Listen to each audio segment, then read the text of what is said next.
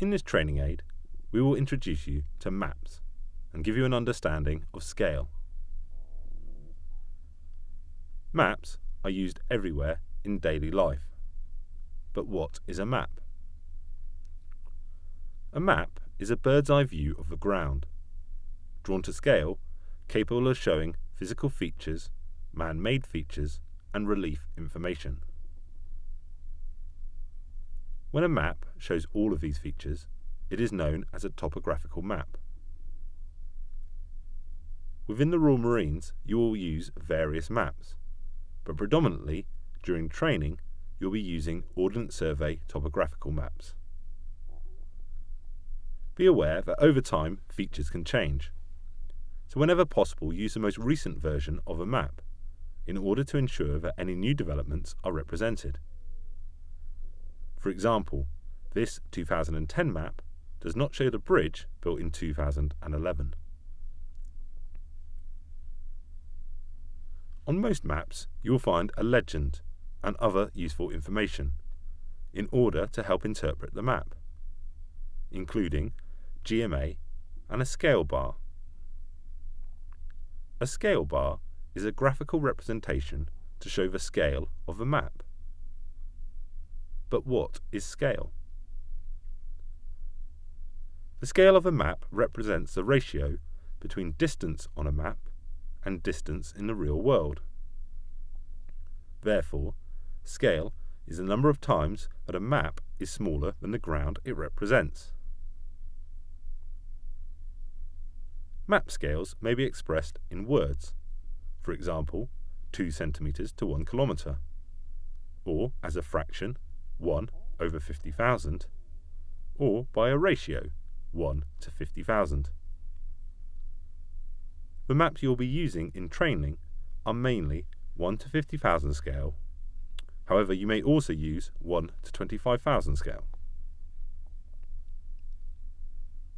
Let us look at a map with a scale of 1 to 50,000. Therefore, in this case, the map is 50,000 times smaller than the ground it represents. As such, 1 kilometre on the ground has been reduced 50,000 times and is now represented by just 2 centimetres on the map. Or, to go the other way, 10 centimetres on the map is equal to 5 kilometres on the ground. In this training aid, we will look at the grid reference system. A grid reference can be used to accurately pinpoint any location on a map through use of a unique map reference. Great Britain is divided into 52 squares, each 100 kilometres by 100 kilometres. These squares can be uniquely identified by a 2-letter reference. For example, SY. However, much greater accuracy is required in order to pinpoint a particular location. As we've said, SY is 100 kilometres square, but it is broken up into 100 smaller squares, each 10 kilometres by 10 kilometres. The vertical lines are known as eastings, and the horizontal lines, northings. Both the eastings and the northings within a grid are numbered 0 to 9. Any square within SY can be identified by reading off a value relating to the bottom left-hand corner of that square. Therefore, in order to identify this square, we need to establish this grid reference.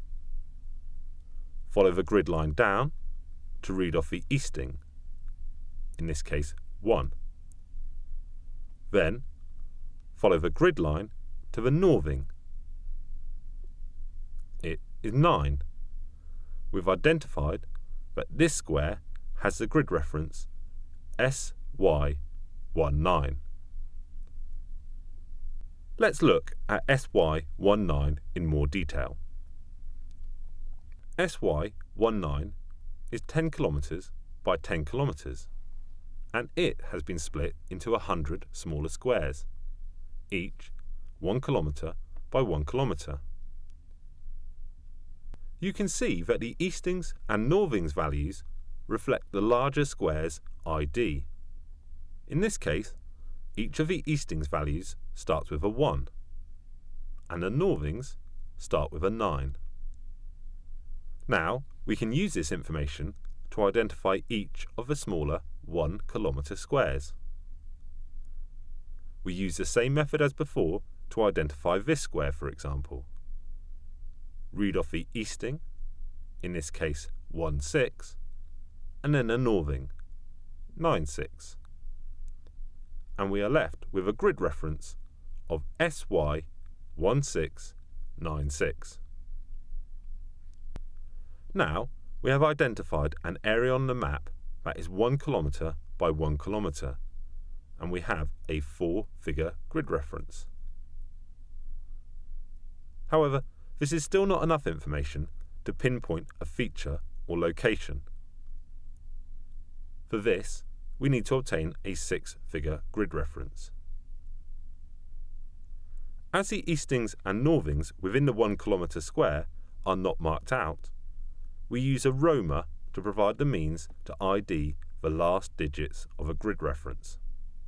For example, in order to obtain the grid reference for this junction, line up the roamer, making sure it is the correct scale for the map you are using, so that the feature is in the top right-hand corner of the roamer.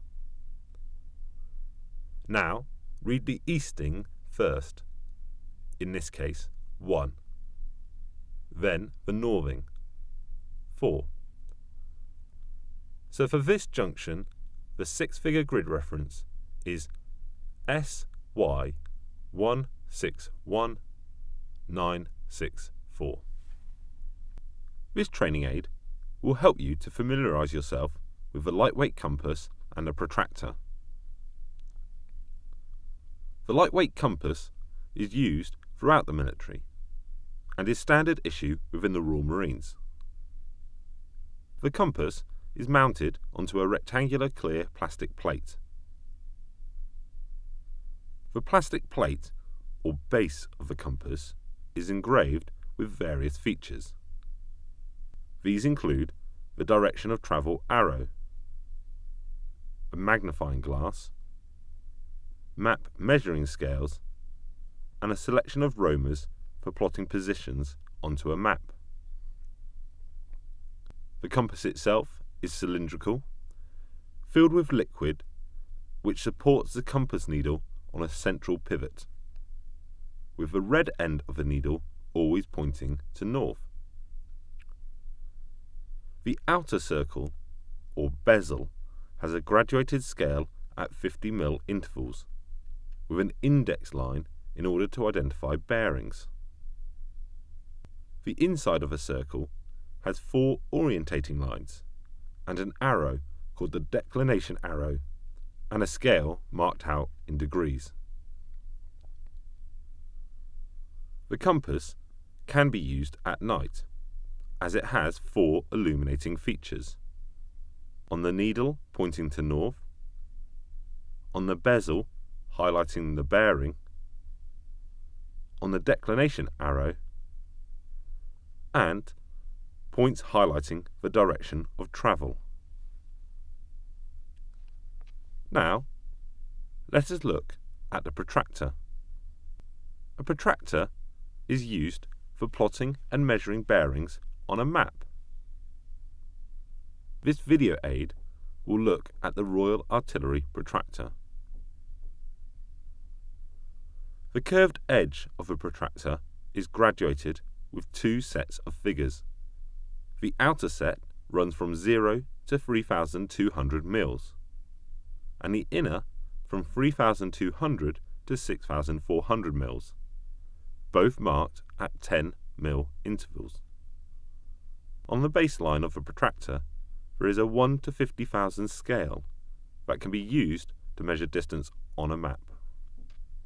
Parallel to the baseline is the 0 line, with a different scale upon it. Halfway along the zero line, you will find a hole which is known as a centre point.